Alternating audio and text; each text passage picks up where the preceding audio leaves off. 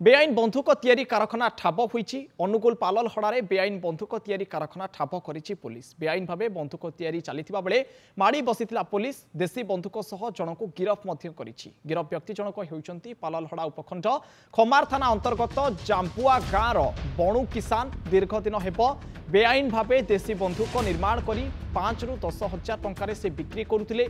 कोनोसी सूत्ररु खबर पाई रेड करिथिला खमार पुलिस। बंधुक तैयारी सामग्री सह गोटे देशी बंधुक मध्य जबत करिछि पुलिस।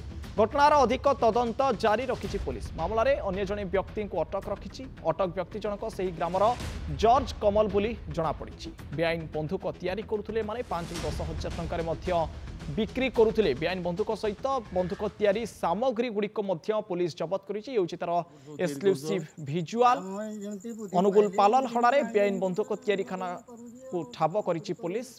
बेआईन भावे बंधुक तैयारी चलिथिबा बेले पुलिस माड़ी बसितला एवं गिरफ मध्य करिछि युवकंकु। देशी बंधुक सह जनकु गिरफ करिछि पुलिस। गिरफ व्यक्ति जनक हेउचंती पाललहड़ा उपखंड खमार थाना अंतर्गत जाम्पुआ गाँर बणु किसान। दीर्घ दिन एवं बेआईन भावे देशी बंधुक से निर्माण करुथिले एवं 5 ରୁ 10 हजार टंकार बिक्री मध्य करुथिले। विश्वस्त सूत्ररु खबर पाई रेड करिथिला खमार पुलिस। बंधुक तैयारी सामग्री सह गोटे देशी बंधुक को जबत करिछि। घटनार अधिक तदंत मध्य जारी रखिछि। जे व्यक्ति जनक एकुटिया ये बंधुक तैयारी कारखाना तो निश्चित भाव चलाउ नथिबे तांको सहित आउ केउ माने संपृक्त अछंती। संपूर्ण मामलार वर्तमान तदंत जारी रखिछि पुलिस।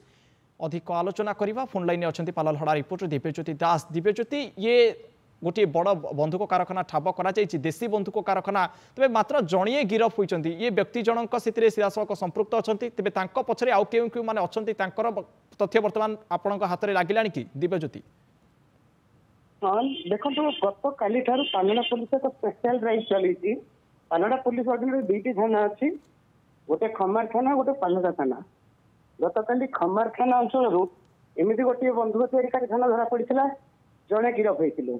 आज सेमती पालड़ा थाना अंचल पुणी गोटे कारखाना ठाब कर जन को गिरफ कराई लोकेट। निश्चित भाव आउ जन को गिरफ करा जायछि। ये गोटे पर गोटे व्यक्ति को गिरफ करा जाउछि किंतु गोटे गैंग सक्रिय रही था। एमानक पछरे किए बंधुक तैयारी करथुला केउ माने का सहित डील करुथिले बंधुक मार्केट रे बिक्री करा जाउथला। तबे से गैंग को पुलिस धरिबारे वर्तमान सक्षम हेलानी कि तांका पछरे जो व्यक्ति माने रहिचंती तांकर कोनोसी प्रकार तथ्य पुलिस को वर्तमान पर्यंत मिली परिलानी कि दिव्यज्योति?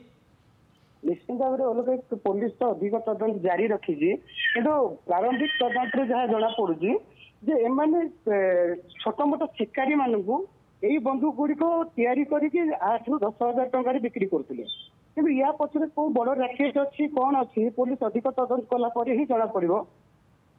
ओके निश्चित भाव अधिक तदंत पर स्पष्ट हो पार। पुलिस तदंत जारी रखी केउ रैकेट सक्रिय अच्छी केउ माने संपृक्त अच्छा ताहा अधिक तदंत पर ही स्पष्ट हो पार। बहुत धन्यवाद दिव्यज्योति आपंकर अधिक आलोचना।